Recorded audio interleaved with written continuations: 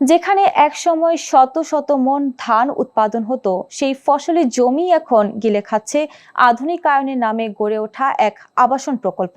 গাজীপুরের কালিয়াকৈরের মাঝখান এলাকায় কৃষি জমি নষ্ট করে চলছে এলটিসি গ্রুপের নির্মাণ কাজ।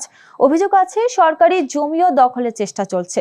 কৃষকরা উদ্বিগ্ন, প্রশাসনের অবস্থানও এখন প্রশ্নের মুখে। গাজীপুর থেকে বিএম সাইদের প্রতিবেদন।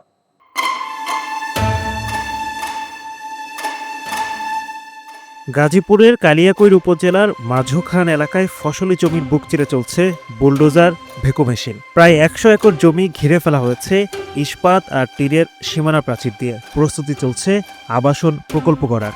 এই জমির কিছু অংশ সরকারি খাস জমি বলে অভিযোগ রয়েছে। যেখানে ক্রয় বিক্রয়ের বিধান নেই, সেখানে গোপনে নাকি কৃষক ঠান্ডু মিয়ার নামে লিজ নেয়া 90% জমি কিনেছে এলডিসি গ্রুপ। যদিও ঠান্ডু মিয়া তা অস্বীকার করেন, তবে তার বড় বোন বলছেন জমি বিক্রির টাকার হিসাব থেকে তাদের বঞ্চিত করা হয়েছে। ভক্সপপ জমিটা আপনার 90 ডিসেম্বর সাল কিনছিলেন, কিন্তু তারপরে রাস্তা নেওয়া হয়েছে বাইদেরি তরফে। রাস্তা নেওয়ার পরে ওখান ওই পান্ডার ওই মালিকে মাপছে, তাতে শুনছি বলে ওই রাস্তা বাদেও আমার বাপকে আমরা অনুমানে আমার বাপের কাগজ করে আনসাম, লিজ করে আনসাম এ থেকে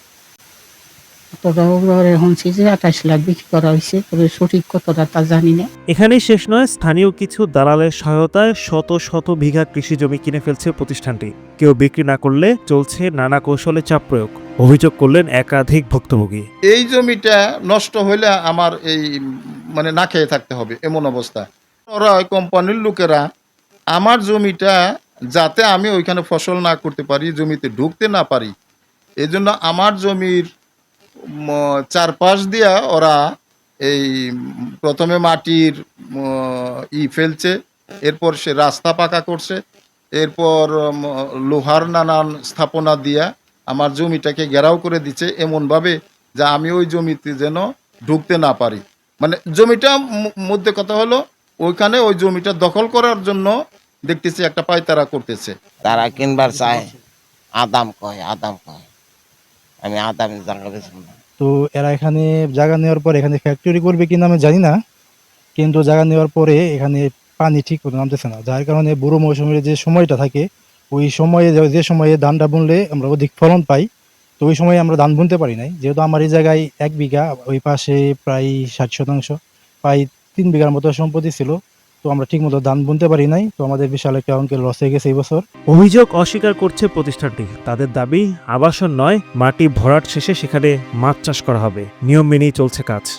আমরা এখানে কোনো স্থাপনা করতেছি না, আমাদের আগের যে জায়গায় স্থাপনা আছে সেখানে আমাদের স্থাপনা আছে, আদারওয়াইজ কিন্তু আমাদের কোনো স্থাপনা নাই।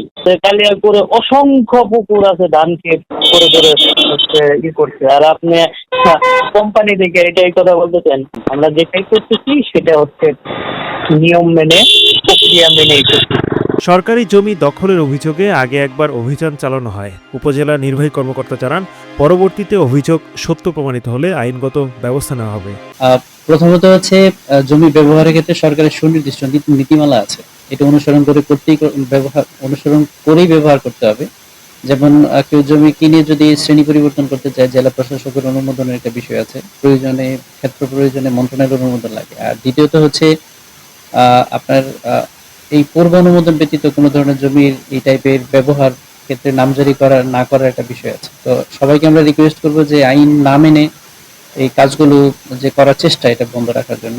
এদিকে কৃষি জমি রক্ষায় সরকারের পক্ষ থেকে নতুন আইন কার্যকর করার কথা জানিয়েছেন কৃষি উপদেষ্টা। আমরা একটা কৃষি সুরক্ষা আইন করতে যাচ্ছি, কৃষি জমি সুরক্ষা আইন। কৃষি জমি যেন দখল না হয়।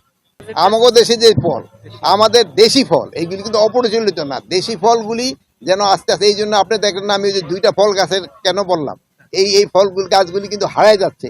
কৃষকরা বলছেন এভাবে একের পর এক কৃষি জমি হারালে হুমকিতে পড়বে দেশের খাদ্য নিরাপত্তা। দ্রুত ও কার্যকর সমাধান চান ভুক্তভোগীরা।